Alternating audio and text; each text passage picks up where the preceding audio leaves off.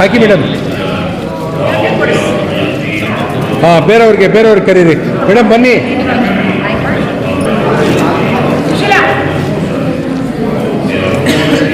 ಹಾಕಿ madam.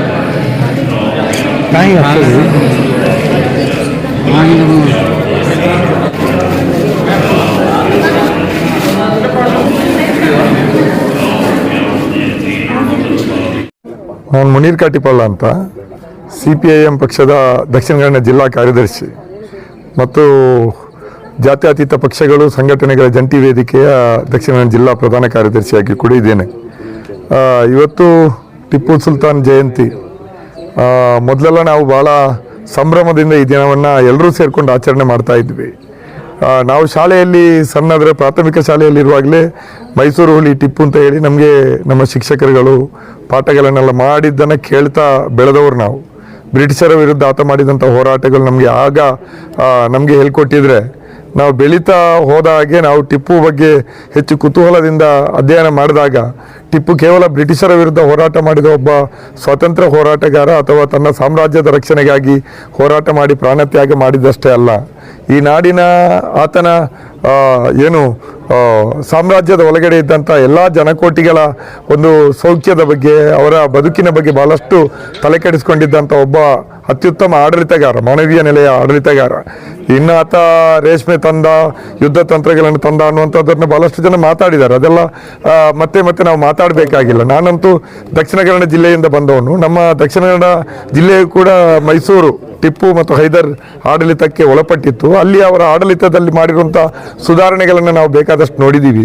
ನಮ್ಮ ಜಿಲ್ಲೆಯು ಸೇರಿಕೊಂಡು ಅವರು ಫ್ರೀ ಮೆಡಿಕಲ್ ಸಿಸ್ಟಮನ್ನು ಆ ಕಾಲಕ್ಕೆ ಅಲ್ಲಿ ಮೆಡಿಕಲ್ ಸಿಸ್ಟಮನ್ನು ಕೂಡ ವ್ಯವಸ್ಥೆಯನ್ನು ಮಾಡಿದರು. ಮತ್ತು ಉದ್ಯೋಗ ಕೈಗಾರೀಕರಣ ಮಾಡಲಿಕ್ಕೆ ಫ್ರಾನ್ಸ್ ದೇಶದ ಜೊತೆ ಮಾತುಕತೆ ಮಾಡಿಕೊಂಡು ಕೋಸ್ಟಲ್ ಕರ್ನಾಟಕವನ್ನು ಒಂದು ಕೈಗಾರಿಕಾ ಕೇಂದ್ರವನ್ನಾಗಿ ಯುರೋಪ್ ಮಾದರಿಯಲ್ಲಿ ಬೆಳೆಸಬೇಕು ಅನ್ನೋಂಥ ಯೋಚನೆಯನ್ನು ಇಟ್ಕೊಂಡಿದ್ದಂಥ ಒಬ್ಬ ದೂರದೃಷ್ಟಿಯ ಜನಪರವಾದಂಥ ನಾಯಕ ಆಗಿದ್ದ. ನಿಜಕ್ಕೂ ಒಬ್ಬ ಟಿಪ್ಪು ಇವತ್ತು ಮುಸ್ಲಿಂ ಆಗಿದ್ದಾನೆ ಅನ್ನುವ ಏಕೈಕ ಕಾರಣಕ್ಕಾಗಿ ಇವತ್ತು ಇಂತಹ ಒಂದು ತೇಜೋವಧೆಯನ್ನು ಹೀನಾಯವಾದಂಥ ಒಂದು ಸ್ಥಿತಿಯನ್ನು ಎದುರಿಸಬೇಕಾದಂಥ ಸ್ಥಿತಿ ಇವತ್ತು ಇತಿಹಾಸದಲ್ಲಿ ದಾಖಲಾಗ್ತಾ ಇರುವಂಥದ್ದು ಬಹಳ ಖೇದಕರ. ಬಹುಶಃ ಆತ ಇಲ್ಲಿಯ ಬಹುಸಂಖ್ಯಾತ ಸಮುದಾಯಗಳಲ್ಲಿ ಹುಟ್ಟಿದರೆ ಇವತ್ತು ಜಗತ್ತಿನಲ್ಲಿ ದೊಡ್ಡ ಆಚರಣೆಗಳು ನಡೀತಾ ಇತ್ತು ಮತ್ತು ದೇಶ ಮಟ್ಟದಲ್ಲಿ ನಮ್ಮ ಕೇಂದ್ರ ಸರ್ಕಾರವೇ ಆತನ ನೆನಪಿನಲ್ಲಿ ಬೇಕಾದಷ್ಟು ಯೋಜನೆಗಳನ್ನು ಕಾರ್ಯಕ್ರಮಗಳನ್ನು ಹಮ್ಮಿಕೊಳ್ತಾ ಇತ್ತು. ಆದರೆ ಇವತ್ತು ಟಿಪ್ಪು ಜನ್ಮದಿನದಂದು ಆತನ ಹುಟ್ಟಿದ ನೆಲದಲ್ಲಿ, ಆತ ಮಡಿದ ನೆಲದಲ್ಲಿ ಯಾವುದೇ ಕಾರ್ಯಕ್ರಮಗಳು ಮಾಡಬಾರ್ದು ಅಂತ ಸರ್ಕಾರ ನಿಷೇಧಾಜ್ಞೆಯನ್ನು ಹಾಕ್ಕೊಂಡಿರೋದಿದೆಯಲ್ಲ, ಇದು ನಿಜಕ್ಕೂ ಒಂದು ಸ್ವತಂತ್ರ ಭಾರತದ ಒಂದು ನೈಜ ದುರಂತ ಅಂತ ನಾನು ಹೇಳಲಿಕ್ಕೆ ಬಯಸ್ತೀನಿ. ಹಿಂಗೆ ಆಗಬಾರ್ದಿತ್ತು. ಸರ್ಕಾರದಲ್ಲಿ ಯಾರೂ ಕೂಡ ಕೇಳಿರಲಿಲ್ಲ ನೀವು ಟಿಪ್ಪು ಜಯಂತಿಯನ್ನು ಆಚರಣೆ ಮಾಡಿ ಸರ್ಕಾರದ ಕಾರ್ಯಕ್ರಮ ಮಾಡಿ ಅಂತ ಯಾರೂ ಕೇಳ್ಕೊಂಡಿರಲಿಲ್ಲ, ಮುಸ್ಲಿಮರು ಸಹಿತ. ಆದರೆ ಸರ್ಕಾರವೇ ಸ್ವಯಂ ಇದರಿಂದ ಮಾಡ್ಕೊಳ್ತು. ಆದರೆ ಇವತ್ತು ಈ ಸ್ಥಿತಿ ಬಂದಿದೆ. ಟಿಪ್ಪು ಜಯಂತಿ ಅಂತ ಸರ್ಕಾರ ಘೋಷಣೆ ಮಾಡೋದಕ್ಕಿಂತ ಮುಂಚೆ ಎಲ್ಲರೂ ಟಿಪ್ಪು ಜಯಂತಿಯನ್ನು ಆಚರಣೆ ಮಾಡ್ತಾ ಇದ್ರು, ಪಕ್ಷಭೇದ ಇಲ್ಲದೆ ಎಲ್ಲರೂ ಆಚರಣೆ ಮಾಡ್ತಾ ಇದ್ರು. ಇವತ್ತು ಯಾರು ಮಾಡಲಾಗದಂಥ ಸ್ಥಿತಿಗೆ ತಂದು ನಿಲ್ಲಿಸಿದ್ದಾರೆ. ಸರ್ಕಾರ ಇದನ್ನು ಪುನರ್ವಿಮರ್ಶನೆ ಮಾಡಿಕೊಳ್ಬೇಕು. ಟಿಪ್ಪುಗೆ ಇತಿಹಾಸ ಪುಟದಲ್ಲಿ ಸ್ವಾತಂತ್ರ್ಯ ಹೋರಾಟದಲ್ಲಿ, ಬ್ರಿಟಿಷರ ವಿರುದ್ಧದ ಹೋರಾಟದಲ್ಲಿ, ಪೋರ್ಚುಗೀಸರ ವಿರುದ್ಧದ ಹೋರಾಟದಲ್ಲಿ, ಅದರಲ್ಲಿಯೂ ಕೂಡ ನಮ್ಮ ಕರಾವಳಿಯ ಇನ್ನೊಬ್ಳು ಧೀರ ಹೆಣ್ಣುಮಗಳು ರಾಣಿ ಅಬ್ಬಕ್ಕ 150ನೇ ವರ್ಷ. ಆಕೆ ಪೋರ್ಚುಗೀಸರ ವಿರುದ್ಧ ಮಾಡಿದಂಥ ಹೋರಾಟಕ್ಕೆ ಈಗಲೂ ಬಹಳ ದೊಡ್ಡ ರೀತಿಯಲ್ಲಿ ಆಕೆ ಗೌರವವನ್ನು ಸಲ್ಲಿಸ್ತದೆ. ಎಲ್ಲರೂ ಕೂಡ ಆಕೆ ಪರವಾಗಿ ಮಾತಾಡ್ತಾರೆ, ಗೌರವವನ್ನು ಸಲ್ಲಿಸ್ತಾರೆ, ಆಚರಣೆಗಳನ್ನು ನಡೆಸ್ತಾರೆ. ಅದೇ ರೀತಿಯಲ್ಲಿ ಎಲ್ಲರೂ ಸ್ವಾತಂತ್ರ್ಯ ಹೋರಾಟದಲ್ಲಿ ಭಾಗಿಯಾದಂಥ ಎಲ್ಲ ಪಾಳೆಗಾರರು ಮತ್ತು ರಾಜ ಮಹಾರಾಜಗಾರರು ಎಲ್ಲರನ್ನೂ ಕೂಡ ಗೌರವಿಸುವಂಥ ಈ ದೇಶದಲ್ಲಿ ತನ್ನ ಪ್ರಾಣವನ್ನೇ ತ್ಯಜಿಸಿದಂಥ ಮತ್ತು ಮೇಲ್ಪಂಕ್ತಿಯ ಬ್ರಿಟಿಷ್ ವಿರುದ್ಧದ ಹೋರಾಟಕ್ಕೆ ಮೇಲ್ಪಂಕ್ತಿಯನ್ನು ಹಾಕಿದಂಥ ಒಬ್ಬ ರಾಜನಿಗೆ ಇಂಥ ಸ್ಥಿತಿ ಬಂದಿರುವಂಥದ್ದು ಸರಿಯಲ್ಲ. ಇದು ಸರ್ಕಾರ ಮಾತ್ರ ಅಲ್ಲ, ಜನ ಇವತ್ತು ಪುನರ್ವಿಮರ್ಶೆಯನ್ನು ಮಾಡಬೇಕು. ರಾಜಕೀಯ ಕಾರಣಕ್ಕಾಗಿ ಟಿಪ್ಪು ಸುಲ್ತಾನನ್ನು ಈ ರೀತಿಯಾಗಿ ನಡೆಸ್ಕೊಳ್ಳುವಂತ ಇರುವಂಥ ಪಕ್ಷ ಮತ್ತು ಅದರ ಬೆಂಬಲಿಗರು ಕೂಡ ಪುನರ್ವಿಮರ್ಶೆಯನ್ನು ಮಾಡಿಕೊಳ್ಬೇಕು. ರಾಜಕೀಯ ಒಂದು ಅಜೆಂಡವಾಗಿ ಟಿಪ್ಪುವನ್ನು ಬಳಸುವುದಕ್ಕಿಂತ ಮುಂಚಿತವಾಗಿ ಅವರೇ ಟಿಪ್ಪುಗೆ ಬಹಳಷ್ಟು ಗೌರವವನ್ನು ಕೊಡ್ತಾ ಇದ್ರು. ಟಿಪ್ಪು ಪೇಟವನ್ನು, ಟಿಪ್ಪು ಮಾದರಿಯ ಖಡ್ಗವನ್ನು ಇಟ್ಕೊಂಡು ಆತನಿಗೆ ಗೌರವವನ್ನು ಸಲ್ಲಿಸಿದ ಜನಗಳು ನೀವೇ ಇದ್ದೀರಿ. ಈ ನಿಮ್ಮ ರಾಜಕಾರಣ ಏನೇ ಇರಲಿ, ಟಿಪ್ಪುವಿನಂಥ ಒಬ್ಬ ಮಹಾನ್ ವ್ಯಕ್ತಿತ್ವಕ್ಕೆ, ಸ್ವಾತಂತ್ರ್ಯ ಹೋರಾಟಗಾರರಿಗೆ, ಜನಪರ ಅರಸರಲ್ಲಿ ಜಾಗತಿಕ ಮಟ್ಟದಲ್ಲಿ ಗುರುತಿಸಲ್ಪಡುವಂಥ ಒಬ್ಬ ವ್ಯಕ್ತಿಗೆ ಕನಿಷ್ಠ ಗೌರವವನ್ನಾದರೂ ಕೊಡಿ. ಗೌರವ ಕೊಡದಿದ್ರೂ ಪರವಾಗಿಲ್ಲ, ಆತನನ್ನು ಅವಮಾನಿಸುವುದನ್ನಾದರೂ ಬಿಡಿ ಅಂತ ನಾನು ಈ ಸಂದರ್ಭದಲ್ಲಿ ಹೇಳಲಿಕ್ಕೆ ಬಯಸ್ತೇನೆ. ಅಪ್ರತಿಮ ವೀರ, ದೇಶಪ್ರೇಮಿ, ತನ್ನ ಮಕ್ಕಳನ್ನು ಒತ್ತೆ ಇಟ್ಟು ಈ ದೇಶಕ್ಕಾಗಿ ತನ್ನ ಒಂದು ಎಲ್ಲವನ್ನು ಸರ್ವಸ್ವವನ್ನು ತ್ಯಾಗ ಮಾಡಿದಂತಹ ನಮಗೆ ಒಂದು ರೀತಿಯಲ್ಲಿ ಎಲ್ಲ ಜನರಿಗೆ ಅನುಕರಣೀಯ ವ್ಯಕ್ತಿ ಟಿಪ್ಪು ಯಾವಾಗಲೂ ಅಮರ.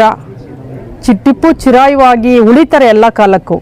ಆದರೆ ಇವತ್ತಿನ ಸಂದರ್ಭದಲ್ಲಿ ಸರ್ಕಾರ ಅವರ ಜನ್ಮದಿನಕ್ಕೆ ನಿಷೇಧಾಜ್ಞೆಯನ್ನು ಹೇರ್ಕೊಂಡು ಅವರ ಮಡಿದ ಸ್ಥಳಕ್ಕೆ ಹೋಗಬಾರ್ದು, ಗುಂಪು ಗುಂಪು ಹೋಗಬಾರ್ದು ಅಂತ ಮಾಡಿರುವಂಥದ್ದು ಸರಿಯಾದ ಕ್ರಮ ಅಲ್ಲ. ಕಾಂಗ್ರೆಸ್ ಸರ್ಕಾರ, ಸಿದ್ದರಾಮಯ್ಯ ಸರ್ಕಾರ ತಕ್ಷಣ ಆ ನಿಷೇಧವನ್ನು ತೆಗಿಬೇಕು. ಟಿಪ್ಪು ಎಲ್ಲರ ಪ್ರೀತಿಯ ವ್ಯಕ್ತಿ, ಹಾಗಾಗಿ ಪ್ರೀತಿ ಪಾತ್ರರು ಯಾವಾಗಲೂ ಜನರ ಮನಸ್ಸೊಳಗಡೆ ಉಳಿತಾರೆ. ನೀವು ಎಷ್ಟು ನಿಷೇಧ ಹೇರಿದ್ರೂ ಅದನ್ನು ದಾಟಿ ಹೋಗುವ ಮನಸ್ಸುಗಳೇ ಹೆಚ್ಚಿರೋದ್ರಿಂದ ಐಕ್ಯತೆ, ಸೌಹಾರ್ದತೆ ಮತ್ತು ಪ್ರಜಾಪ್ರಭುತ್ವ ವ್ಯವಸ್ಥೆ ಉಳಿಬೇಕು ಅಂತೇಳಿ ಬ್ರಿಟಿಷರ ವಿರುದ್ಧ ಭಾರಿ ದೊಡ್ಡ ಹೋರಾಟ ಮಾಡಿದಂಥ ಮೈಸೂರು ದೊರೆ ಇವತ್ತು ನಮ್ಮ ನಡುವೆ ಹಲವು ವಿಚಾರಕ್ಕೆ ಅವರು ಯಾವಾಗಲೂ ಉಳಿತಾರೆ. ಯಾಕೆಂತ ಹೇಳಿದ್ರೆ ಹಳೆ ಮೈಸೂರು ಪ್ರಾಂತ್ಯದಲ್ಲಿ ಭೂ ಸುಧಾರಣೆ ಮಾಡಿದಂಥ ಮೊಟ್ಟ ಮೊದಲಿಗ, ಇವತ್ತು ಬಡ ರೈತರಿಗೆ, ಸಣ್ಣ ರೈತರಿಗೆ ಭೂಮಿಯನ್ನ ಕೊಟ್ಟಂತ ಯಾರಾದ್ರೂ ಒಬ್ರು ಇದ್ದಾರೆ ಅಂತ ಹೇಳಿದ್ರೆ ಅದು ಟಿಪ್ಪು ಅವರು ಮೊದಲಿಗರು, ನಂತರ ನಾಲ್ವಡಿ ಅವರು. ಸೊ ಹಾಗಾಗಿ ಅದನ್ನ ಅನುಸರಿಸಿದವರು ನಂತರದಲ್ಲಿ ಬೇರೆ ಬೇರೆ. ಆದರೆ ಟಿಪ್ಪು ಕಾರಣಕ್ಕಾಗಿ ಇವತ್ತು ಮೈಸೂರು, ಮಂಡ್ಯ ಈ ಭಾಗಗಳಲ್ಲಿ ಸಣ್ಣ ಹಿಡುವಳಿದಾರ ಹೆಚ್ಚಿದ್ದಾರೆ. ಇಲ್ಲಿ ಭೂಮಾಲೀಕರು ಇಲ್ದಂಗೆ ನೋಡ್ಕೊಂಡ್ರು. ನಾವು ಹೈದರಾಬಾದ್, ಕರ್ನಾಟಕ ನೋಡ್ತೇವೆ, ಸಾವಿರಾರು ಎಕರೆಗೆ ಒಬ್ಬನೇ ಮಾಲೀಕ. ಆದ್ರೆ ಇಲ್ಲಿ ತುಂಡು ಜಮೀನು 1 ಎಕರೆ, 2 ಎಕರೆ, 5 ಎಕರೆ ಒಳಗಡೆ ಸಾಕಷ್ಟು ಸಂಖ್ಯೆಯ ರೈತಾಪಿ ವರ್ಗ ಇದ್ದಾರೆ. ರೈತವಾರಿ ಪದ್ಧತಿಯನ್ನು ಜಾರಿಗೆ ತಂದದ್ದು, ರೇಷ್ಮೆಯನ್ನು ಜಾರಿಗೆ ತಂದದ್ದು, ಕಬ್ಬಿಣ, ಹುಕ್ಕು ಈ ಥರದ್ದೆಲ್ಲವನ್ನು ಇಲ್ಲಿ ಟಿಪ್ಪು ಒಂದು ಮಾದರಿಯಾಗಿ ತಂದು ಇವತ್ತು ಈ ಭಾಗದ ಅಭಿವೃದ್ಧಿಗೆ ಸಾಕಷ್ಟು ಕೊಡುಗೆಯನ್ನು ಕೊಟ್ಟಿದ್ದಾರೆ. ಶಿಕ್ಷಣದಲ್ಲಿ, ಆರೋಗ್ಯದಲ್ಲಿ ಮತ್ತು ಎಲ್ಲ ರೀತಿಯ ಸಾಮಾಜಿಕ ಸುಧಾರಕ, ಕ್ರಾಂತಿಕಾರಿ ವ್ಯಕ್ತಿ ಅಂತ ಹೇಳಿದ್ರೆ ತಪ್ಪಾಗಲ್ಲ. ಸೊ ಹಾಗಾಗಿ ಟಿಪ್ಪು ಯಾವಾಗಲೂ ನಮ್ಮ ಜೊತೆ ಇರ್ತಾರೆ, ನಮ್ಮ ನಡುವೆ ಇರ್ತಾರೆ. ಮುಂದಿನ ಭವಿಷ್ಯಕ್ಕೆ ನಾವು ಅದನ್ನು ಕೊಂಡೊಯ್ಯೋದು ಅವರ ಸಾಧನೆಗಳನ್ನು, ಅದು ಯಾವತ್ತೂ ಅಮರವಾಗಿರುತ್ತೆ ಅಂತೇಳಿ ಹೇಳಲಿಕ್ಕೆ ನಾವು ಬಯಸ್ತೇವೆ. ಎಲ್ಲರಿಗೂ ಹಜರತ್ ಟಿಪ್ಪು ಸುಲ್ತಾನ್ ಅವರ ಜನ್ಮದಿನದ ಶುಭಾಶಯಗಳು. ಸರಿಸುಮಾರು 276 ವರ್ಷಗಳ ಹಿಂದೆ ಹಜರತ್ ಟಿಪ್ಪು ಸುಲ್ತಾನ್ ರವರು ಈ ನಾಡಿನಲ್ಲಿ ಹುಟ್ಟಿದ್ದು ಬಹಳ ಸಂತೋಷ. ಅಂಥ ವೀರ ದೊರೆ ಹಿಂದೆನೂ ಹುಟ್ಟಿಲ್ಲ, ಮುಂದೆನೂ ಹುಟ್ಟೋಕ್ಕೆ ಸಾಧ್ಯವಿಲ್ಲ. ಏಕೆಂದರೆ ಅಂಥ ಕೆಲಸ ಕಾರ್ಯಗಳನ್ನು ಮಾಡಿದ್ದಾರೆ. ಇದುವರೆಗೆ ಯಾರೂ ಮಾಡದ ಕೆಲಸ ನಮ್ಮ ಭಾರತ ದೇಶದಲ್ಲಿ ಏಕೈಕ ವ್ಯಕ್ತಿ ಮಾಡಿದ್ದಾರೆ ಅಂದರೆ ಅದು ತಪ್ಪಾಗಲಾಗದು. ಅವರ ಆಳ್ವಿಕೆ ಕಾಲದಲ್ಲಿ ಸುಮಾರು 40,000 ಚದರ ಮೈಲಿ ಇದ್ದ ವಿಸ್ತೀರ್ಣವನ್ನು ಸುಮಾರು 80,000 ಚದರ ಮೈಲಿ ಗಂಟ ಪಸರಿಸಿದರು. ಅದು ಎಲ್ರಿಗೂ ಗೊತ್ತಿರೋ ವಿಷಯ. ಹರಿದು ಹಂಚಿ ಹೋಗಿದ್ದ ನಾಡನ್ನು ಅವರು ಒಟ್ಟುಗೂಡಿಸಿದ್ರು. ಟಿಪ್ಪು ಸುಲ್ತಾನ್ ಅಂದರೆ ಈ ಒಂದು ಹೆಸರೇ ಸಾಕು. ಆಗಿನ ಕಾಲದಲ್ಲಿ ಬ್ರಿಟಿಷರಿಗೆ ಸಿಂಹ ಸ್ವಪ್ನವಾಗಿದ್ದ ಏಕೈಕ ರಾಜ ಅಂದರೆ ಟಿಪ್ಪು ಸುಲ್ತಾನ್. ನಮ್ಮ ದೇಶದ ಪ್ರತಿಯೊಬ್ಬ ರಾಜರು ಆಂಗ್ಲರ ಕೈಗೊಂಬೆಯಾಗಿದ್ದರು. ಅವರಿಗೆ ರಾಜಿ ಇಲ್ಲದೆ, ಅವರ ಜೊತೆಯಲ್ಲಿ ಕೈ ಜೋಡಿಸದೆ ನಮ್ಮ ಸಾಮ್ರಾಜ್ಯವನ್ನು ಆಳಿದ ದೊರೆ ಅಂದರೆ ನಮ್ಮ ಹೆಮ್ಮೆಯ ವೀರಪುತ್ರ ಹಜರತ್ ಟಿಪ್ಪು ಸುಲ್ತಾನ್. ಹಜರತ್ ಟಿಪ್ಪು ಸುಲ್ತಾನ್ ಅವರು 4 ಮೈಸೂರು ಯುದ್ಧಗಳನ್ನು ಮಾಡಿದರು. 2 ಮೈಸೂರು ಯುದ್ಧದಲ್ಲಿ ಜಯಗಳಿಸಿದರು. 3ನೇ ಮೈಸೂರು ಯುದ್ಧದಲ್ಲಿ ಅವರಿಗೆ ಮೋಸ ಮಾಡಿದರು. ನಮ್ಮ ಈ ಅವರ ಸೈನಿಕ ಆಸ್ಥಾನದಿಲ್ದವ್ರೆ. ಹಾಗಾಗಿ ಅವ್ರಿಗೆ ಸೋಲುಂಟಾಗಿ ಅವರು ಒಪ್ಪಂದಕ್ಕೆ ಬರಬೇಕಾಯಿತು. ಒಪ್ಪಂದ ಏನಂದರೆ ಎಷ್ಟು 3 ಕೋಟಿ ರೂಪಾಯಿನ ಕೊಡಬೇಕಿತ್ತು. ಆ ಕಾಲದಲ್ಲಿ 3 ಕೋಟಿ ರೂಪಾಯಿ ಬಹಳ ದೊಡ್ಡ ಹಣ ಇಲ್ಲದಾಗ ಅವರು, ನಾನು ಬೇಕಾದ್ರೆ ನನ್ನ ಮಕ್ಕಳನ್ನು ಒತ್ತೆ ಇಡ್ತೀನಿ, ನಾನು ನಿಮ್ಮ ಜೊತೆ ಕೈ ಜೋಡಿಸಲ್ಲ ಅಂತ ಏಕೈಕ ರಾಜ ಯಾರು ಇದ್ದರೆ, ಮಕ್ಕಳನ್ನ ಒತ್ತೆ ಇಟ್ಟ ರಾಜ ಯಾರಿದ್ರೆ ಅದು ನಮ್ಮ ವೀರ ಅಮರ ಟಿಪ್ಪು ಸುಲ್ತಾನ್ ಅವರು. 4ನೇ ಮೈಸೂರು ಯುದ್ಧನೂ ಅವ್ರಿಗೆ ನಮ್ಮ ಆಸ್ಥಾನದಲ್ಲಿದ್ದ ಕೆಲವರು ಮೀರ್ ಸಾದಿಕ್ನಂತೆಯವರು ಅವರ ಬ್ರಿಟಿಷರ ಕೈ ಜೋಡಿಸಿ ಅವ್ರಿಗೆ ಜಾಗ ಕೊಡ್ತಾರೆ. ಅವ್ರಿಗೆ ಯಾವ ರೀತಿ ಬರಬೇಕು ಅನ್ನೋದು ಗೊತ್ತಿರಲಿಲ್ಲ. ಊಟ ಮಾಡ್ತಾ ಇರ್ತಾರೆ ಹಜರತ್ ಟಿಪ್ಪು ಸುಲ್ತಾನ್ ಅವರು.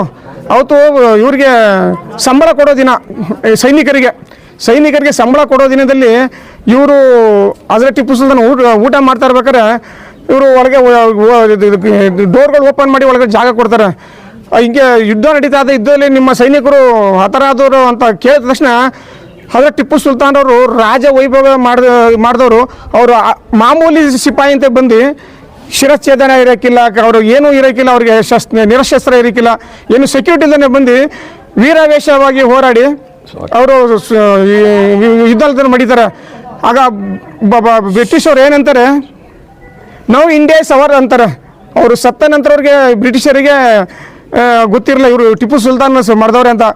ಅವ್ರಿಗೆ ಹುಡುಕಿ ಅವ್ರಿಗೆ ಬಲ ತೋಳಿನಲ್ಲಿ ಅವ್ರದ್ದು ಒಂದು ಇದಿರುತ್ತೆ, ಅದನ್ನ ಕನ್ಫರ್ಮ್ ಮಾಡಿದಾಗ ಇವರೇ ಟಿಪ್ಪು ಸುಲ್ತಾನು ಈ ಯುದ್ಧದಲ್ಲಿ ಮಾಡಿದವ್ರು ಅಂತ ಗೊತ್ತಾದ ಮೇಲೆ ಅವ್ರೇನು ಹೇಳ್ತಾರೆ, ಇಂಡಿಯಾ ಈಗ ನಮ್ಮ ಪಾಲಾಯಿತು ಅಂತ ಖುಷಿ ಪಡ್ತಾರೆ. ಸರಿ ಸುಮಾರು 6 ತಿಂಗಳ ಕಾಲ ಅವರು ಯುದ್ಧದ ಸಂಭ್ರಮಾಚರಣೆ ಆಚರಿಸ್ತಾರೆ. ಅಂದರೆ ಹೇಳಿ ಅವ್ರು ಎಷ್ಟು ಧೀರ ಶೂರ, ಅವರ ಆಳ್ವಿಕೆ ಹೇಗಿತ್ತು ಅನ್ನೋದನ್ನ ನಾವು ಊಹಿಸ್ಬೋದು. ಇಂತಹ ಮಹಾನ್ ವ್ಯಕ್ತಿಯ ಒಂದು ಜನ್ಮದಿನವನ್ನು ನಾವು ಮಾಡ್ಬೇಕಾದ್ರೆ ಬಹಳ ಪರಿತಾಪ ಮಾಡ್ತಾ ಇದ್ವಿ. ಯಾಕೆಂದರೆ ನಾವು ಯಾರೂ ಕೇಳಿರಲಿಲ್ಲ ಸರ್ಕಾರಕ್ಕೆ ನೀವು ಜನ್ಮ ದಿನಾಚರಣೆ ಮಾಡಿ ಅಂತ. ಹೆಂಗೋ ಪ್ರತಿಯೊಬ್ಬರು ಸೌಹಾರ್ದತೆಗೆ ಮಾಡ್ತಾಯಿದ್ರು. ಎಲ್ಲ ಜನಪರ ಸಂಘಟನೆಗಳು, ಎಲ್ಲ ಕನ್ನಡ ಪರ ಸಂಘಟನೆಗಳು, ಎಲ್ಲ ಟಿಪ್ಪುನ ಇಷ್ಟಪಡೋರು, ಟಿಪ್ಪು ಅಭಿಮಾನಿಗಳು ಇಡೀ ಪ್ರಪಂಚದಲ್ಲೇ ಇದ್ದಾರೆ. ಟಿಪ್ಪು ಅಭಿಮಾನಿಗಳು ಬರೀ ನಮ್ಮ ಕರ್ನಾಟಕದಲ್ಲೆಲ್ಲ, ನಮ್ಮ ದೇಶದಲ್ಲೆಲ್ಲ, ಇಡೀ ಪ್ರಪಂಚದಾದ್ಯಂತ ಇದ್ದಾರೆ. ಹಾಗಾಗಿ ಹಾಗೆಲ್ಲ ಮಾಡ್ತಾಯಿದ್ರು. ನಾವು ಕೇಳೋದಿಷ್ಟೇ, ಎಲ್ರಿಗೂ ಸಾಮರಸ್ಯವಾಗಿ ಒಂದು ಟಿಪ್ಪುವಿನ ಜನ್ಮದಿನಾಚರಣೆ ಮಾಡೋಕ್ಕೆ ಅವಕಾಶ ಮಾಡಿ ಕೊಡಬೇಕು ಅಂತ ತಮ್ಮಲ್ಲಿ ಕಳಕಳಿ ಮನವಿ.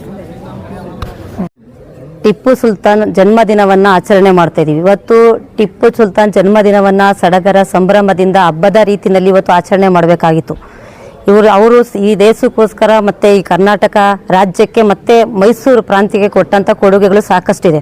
ರೇಷ್ಮೆ ಇರ್ಬೋದು, ಮತ್ತು ಕೃಷಿಗೆ ಅವರು ಕೊಟ್ಟಂಥದ್ದು, ಮತ್ತು ಮಹಿಳೆಯರ ಮೇಲೆ ದೌರ್ಜನ್ಯಗಳು ನಡೆದಂಥ ಸಂದರ್ಭದಲ್ಲಿ ಸಿಡಿದಂಥದ್ದಿರ್ಬೋದು, ಹಲವಾರು ವಿಷಯಗಳಲ್ಲಿ ಅವರು ಸಾಮಾಜಿಕವಾದಂಥ ಒಂದು ಕಳಕಳಿ ಇದ್ದಂಥವರು ಬ್ರಿಟಿಷ್ನವ್ರ ವಿರುದ್ಧ ಹೋರಾಟವನ್ನು ನಡೆಸ್ತಂಥ ಏನು ಟಿಪ್ಪು ಸುಲ್ತಾನ್ ಇವತ್ತು ಅವರ ಏನು ಜನ್ಮದಿನವನ್ನು ಆಚರಣೆ ಮಾಡಬೇಕು ಅಂತ ಬಂದಂಥ ಸಂದರ್ಭದಲ್ಲಿ ಇವತ್ತು 144 ಸೆಕ್ಷನ್ ಜಾರಿಯಾಗಿರ್ತಕ್ಕಂಥದ್ದು, ಸುತ್ತಮುತ್ತ ಜನ ಸೇರಬಾರ್ದು ಅನ್ನುವಂಥ ರೀತಿಯಲ್ಲಿ ಇವತ್ತು ಅವ್ರನ್ನ ಟಿಪ್ಪು ಸುಲ್ತಾನ್ ಅವರು ಕೆಲಸ ಮಾಡಿರ್ತಕ್ಕಂಥ ಒಳ್ಳೆಯ ಕೆಲಸವನ್ನು, ಸಾಮಾಜಿಕ ಕಳಕಳಿಯನ್ನು ಸರ್ಕಾರ ಇವತ್ತು ಗೌರವಿಸಬೇಕಾದಂಥದ್ದು. ಆ ಗೌರವಿಸೋದನ್ನು ಬಿಟ್ಟು ಇವತ್ತು ಅವರು ಮುಸ್ಲಿಂ ಸಮುದಾಯದಲ್ಲಿ ಹುಟ್ಟಿದ್ದಾರೆ ಎನ್ನುವಂಥ ಒಂದೇ ಒಂದು ಕಾರಣಕ್ಕೋಸ್ಕರ ಅವರು ಮಾಡಿದಂಥ ಎಲ್ಲ ಕೆಲಸಗಳನ್ನೇ ಅದ್ರ ಬಗ್ಗೆ ಒಂದು ಅಗೌರವವಾಗಿ ಮಾತನಾಡ್ತಕ್ಕಂಥದ್ದು, ಆ ಕೆಲಸಗಳ ಬಗ್ಗೆ ಒಂದು ಗೌರವವನ್ನು ತೋರಿಸ್ತಾನೆ ಒಂದು ಧರ್ಮದ ದೃಷ್ಟಿಕೋನದಲ್ಲಿ ನೋಡ್ತಕ್ಕಂಥ ಸರ್ಕಾರಗಳಿರ್ಬೋದು, ಕೆಲವು ಸಮುದಾಯಗಳಿರ್ಬೋದು, ಇದನ್ನ ಫಸ್ಟ್ ಬಿಡಬೇಕು. ಯಾಕೆ ಅಂತಂದ್ರೆ ಈ ದೇಶಕ್ಕೆ ಸ್ವತಂತ್ರ ಬರುವಂಥ ಸಂದರ್ಭದಲ್ಲಿ ಹಿಂದೂ, ಮುಸಲ್ಮಾನ, ಕ್ರೈಸ್ತರು ಎಲ್ಲರೂ ಒಟ್ಟಿಗೆ ಸೇರಿ ದೇಶಕ್ಕೆ ಸ್ವತಂತ್ರಕ್ಕೋಸ್ಕರ ಹೋರಾಟ ನಡೆಸ್ತಂಥವ್ರು. ಆದರೆ ಟಿಪ್ಪು ಸುಲ್ತಾನು ಅವರು ಸದ್ದು ಸುಮಾರು 275 ವರ್ಷಗಳಾಗಿದೆ. ಅವರ ನೆನಪುಗಳು ಇನ್ನೂ ಸಹ ಮರುಕಳಿಸ್ತಾ ಇದ್ದಾರೆ ಅಂತ ಹೇಳಿದ್ರೆ ಅವ್ರು ಕೊಟ್ಟಂಥ ಕೊಡುಗೆಗಳು ಸಾಕಷ್ಟಿದೆ. ಯಾಕೆ ಅಂತಾರೆ, ಕನ್ನಡ ಭಾಷೆಯನ್ನು ಮಾತಾಡ್ತಕ್ಕಂಥವ್ರು ಎಲ್ಲರೂ ಒಂದು ಕಡೆ ಸೇರಿಸಿ, ಮತ್ತೆ ಏನು ಕೇಳೋದ್ರೊಳಗಡೆ ಏನು ಹೆಣ್ಮಕ್ಳು ಏನಾದ್ರೂ ಎದೆ ಮೇಲೆ ಬಟ್ಟೆಗಳನ್ನು ಧರಿಸಿದ್ರೆ ಅಲ್ಲಿರ್ತಕ್ಕಂಥವ್ರು ಸಮುದಾಯದವರು ಆ ಹೆಣ್ಮಕ್ಳ ಮೇಲೆ ಆ ಸ್ತನದ ಗಾತ್ರ ಎಷ್ಟಿದೆ ಅಂತ ನೋಡಿ ಅಷ್ಟನ್ನ ಅವರು ತೆರಿಗೆಯನ್ನು ಹಾಕ್ತಾಯಿದ್ರು. ಅದನ್ನ ವಿರೋಧ ಮಾಡಿಸಿ ಆ ತೆರಿಗೆ ಪದ್ಧತಿಯನ್ನು ರದ್ದುಗೊಳಿಸಿ ಮೈಸೂರಿನ ರೇಷ್ಮೆ ಬಟ್ಟೆಯನ್ನು ಕೊಟ್ಟು ಆ ಹೆಣ್ಮಕ್ಳಿಗೆ ವಸ್ತ್ರವನ್ನು ಕೊಟ್ಟಂಥ ಇತಿಹಾಸ ಇದೆ. ಮತ್ತು ದಲಿತರ ಮೇಲೆ ನಡೀತಕ್ಕಂಥ ದೌರ್ಜನ್ಯಗಳ ಬಗ್ಗೆ ಆಗಿಂದಾಗೆ ಧ್ವನಿ ಎತ್ತಿರ್ತಕ್ಕಂಥದ್ದು, ಮತ್ತು ಆ ಸಾಕಷ್ಟು ವಿಷಯಗಳಲ್ಲಿ ಟಿಪ್ಪು ಸುಲ್ತಾನು ನಮ್ಮ ಕರ್ನಾಟಕ ರಾಜ್ಯಕ್ಕೆ ಸಾಕಷ್ಟು ಕೊಡುಗೆಗಳನ್ನು ಕೊಟ್ಟಂಥ ಸಂದರ್ಭದಲ್ಲಿ ಇವತ್ತು ಸರ್ಕಾರಗಳು ಈ ಥರ ನಡೆಸ್ಕೊಳ್ತಾ ಇರ್ತಕ್ಕಂಥದ್ದು ಸರಿಯಾದಂಥ ಕ್ರಮ ಅಲ್ಲ. ಮತ್ತು ಇದನ್ನು ಸಡಗರ ಸಂಭ್ರಮದಿಂದ ಆಚರಣೆ ಮಾಡಲಿಕ್ಕೆ ಬಿಡಬೇಕು. ಆಗಲೇ ಹೇಳಿದಂಥ ರೀತಿಯಲ್ಲಿ ಪಠ್ಯ ಪುಸ್ತಕದಲ್ಲಿ ಸಾಕಷ್ಟು ಅವ್ರ ಬಗ್ಗೆ ನಾವು ಕೇಳಿದ್ದೀವಿ. ಆ ಕೇಳಿದಂಥ ಸಂದರ್ಭದಲ್ಲಿ ಮತ್ತು ಇಲ್ಲೆಲ್ಲ ನಾವು ವಾತಾವರಣದಲ್ಲಿ ನೋಡುವಾಗ ಅವ್ರ ಹಿಸ್ಟ್ರಿಯನ್ನು ತಿಳ್ಕೊಂಡಂಥ ಸಂದರ್ಭದಲ್ಲಿ ಏನು ಒಂದು ಇಡೀ ಮೈ ಒಂಥ ರೋಮಾಂಚನಗೊಳ್ತಾ ಇದೆ. ಯಾಕೆ ಅಂತಂದರೆ ಅಷ್ಟು ಅವ್ರು ಬದುಕಿದಂಥ ಕಾಲಾವಧಿ ತುಂಬಾ ಕಡಿಮೆ. ಅವರು ಬರೀ 48 ವರ್ಷಗಳ ಕಾಲ ಅಷ್ಟೇ ಅವರು ಬದುಕಿದಂಥ ಸಂದರ್ಭದಲ್ಲಿ ಅವರು ಮಾಡಿದಂಥ ಹೋರಾಟ, ತ್ಯಾಗ, ಬಲಿದಾನಗಳನ್ನು ಇನ್ನಷ್ಟು ನೆನಪು ಮಾಡ್ಕೊಳ್ತಾ ಮುಂದಿನ ದಿನಗಳಲ್ಲಿ ಅವರ ಹುಟ್ಟಿದ ದಿನವನ್ನು ಸರ್ಕಾರ ಒಂದು ಘೋಷಣೆ ಮಾಡಬೇಕು. ಮತ್ತು ಇಲ್ಲಿ ಅವರ ವಿಚಾರಧಾರೆಗಳನ್ನು ಎಲ್ಲ ಕಡೆ ಹರಡುವಂಥ ರೀತಿಯಲ್ಲಿ ಮಾಡಬೇಕು ಅಂತೇಳಿ ಈ ಮೂಲಕ ನಾವು ಒತ್ತಾಯ ಮಾಡ್ತಾ ಇದ್ದೀವಿ. ನನ್ನ ಹೆಸರು ಶುಕೂರ್ ಅಂತ. ನಾನು